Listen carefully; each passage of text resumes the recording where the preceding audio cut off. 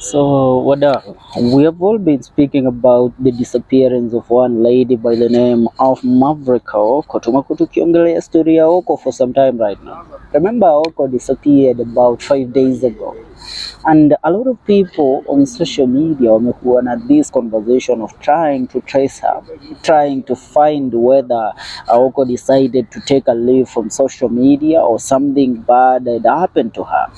But according to the latest report that we have, and from the report this morning from Honorable Babu Owino, not only Babu Owino, also the aide to Aoko or a personal assistant has gone ahead to give a certain statement, which is a statement that has caught our attention at large.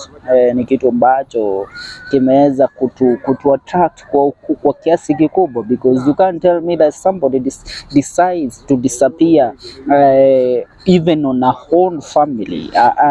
Aoko, there is something bad that has happened to her. Now, should I remind you that Aoko has been very vocal against one Farouk Kibet and how he runs a certain cabal of extrajudicial killers in the government of the Republic of Kenya. Now, about a few minutes ago, on Aoko's personal Twitter account, a message was delivered, and this message was delivered by Aoko's aide, and I want to read it loud and clear so that you will hear about what might have happened to her. Hi, this is Aoko's aide. I'm tweeting using an account with the blessings of her dad. After her arrest, she opted to stay with family up country, only going to Nairobi for meetings and court. 2 weeks ago, upon her return to Nairobi, she found she found a main door clobbered and at the edges. She called me panicked. I asked her to take pictures and leave. She decided not to say it to prevent drawing attention that she was around. A caretaker and watchman also reported of strange men hovering around, asking of her whereabouts. Days later, she was interviewed by AFP about her arrest today and continued threats. After a tweet on Mr. F, who they call F but in real sense is Mr. Farouk Kibet, she went incognito, which we, family and friends, thought it's normal.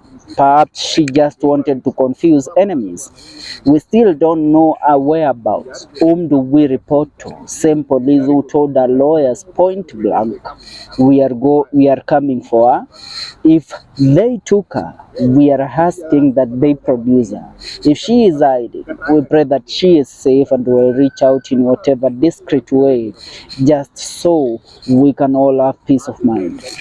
Now, when we speak about Aoko and the certain ordeal that is currently happening to her, I shall take you back 11 years ago, in the year 2013, during the election period. Then the campaigns were so hot in the country when Uhuru Kenyatta, together with William Ruto, was seeking the seat under the Jubilee ticket. Something happened. A blogger that was very vocal against the regime that might take over that of President Uhuru Muigai Kenyatta and William Ruto was Bongonko Bosire, who ran a certain blog by the name of The Jackal, one of the greatest blogs that ever existed in the country back then. Bongonko was a close ally and confidant of Dennis Itumbi. But on September the same year, Bongonko Bosiro, who was believed to be having evidence that might have implicated Deputy President William Ruto then in the ICC case that he was facing on the crimes against humanity, disappeared without trace. Disappeared. It was just like a mere joke as the one that we're speaking about right now. Our Aoko has decided to go incognito. It was something out of the blue, something that a lot of people did not expect. They thought that Bongonko was doing some peace somewhere and maybe he might return. But Bongonko never returned. Until date, it's 11 years later, the most outspoken blogger that we ever had back in the days disappeared without trace. A lot of fingers are pointed at President William Ruto and his aide and then blogger Dennis Itumbi, but they have denied the allegation to the fullest.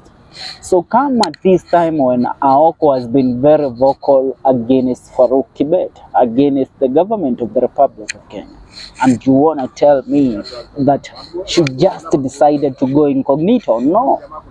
Aoko is somebody that we know hata akikaa 1 hour bila kutweet huwa anaumwa. So tell me how Aoko stays incognito for 5 days without sharing a certain message.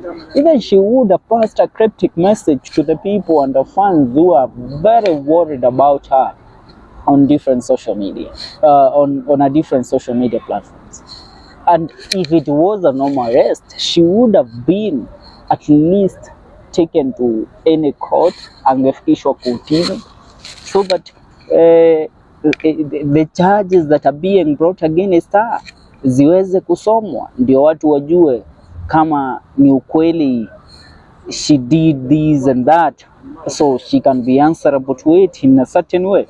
Now, I want to go back kiasi to a few days ago on certain tweets that she made in regards to one Farouk Kibet. And the tweets became the talk of the town because Farouk has been trading since Aoko made those tweets.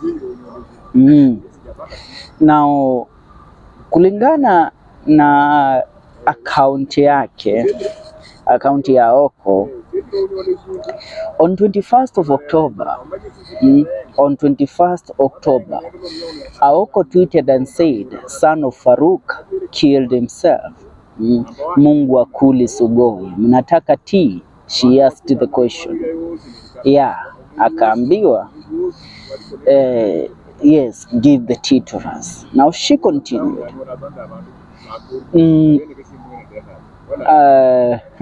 Acha tuendelee ndio nipate hizi tweets. I'm just scrolling down through our social media pages trying to get, and remember, after revealing that Farouk Kibet's son went ahead to take their own life, Aoko went ahead to implicate Farouk Kibet in other things.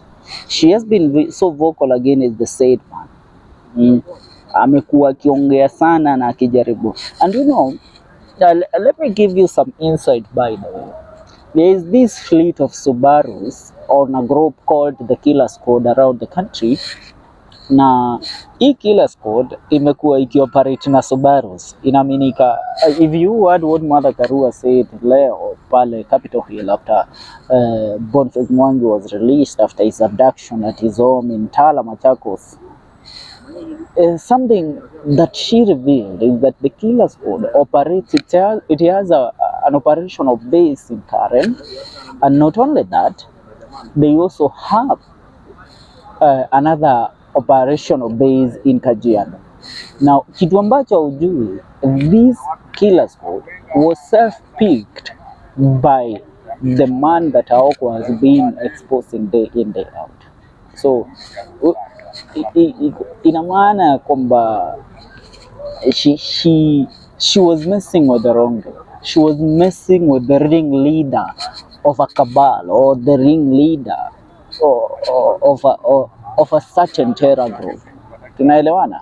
Because our say they have the best expert in forensics, in combat, kwa sababu they are made of your normal police, DCI, and military personnel. Wote wamekusanywa, and they are always given the orders to make sure that they terminate any threat against the presidency, the state house, and against the close allies and aides to President William Ruto.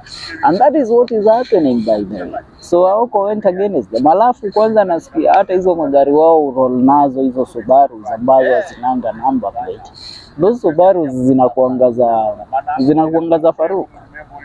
So let's pray for Aoko and let's hope that the best will happen to her, kwa sababu right now all we can do is pray. Ni hayo kwa sasa wadau, make sure mna subscribe, tuungane kwa video zetu zijazo.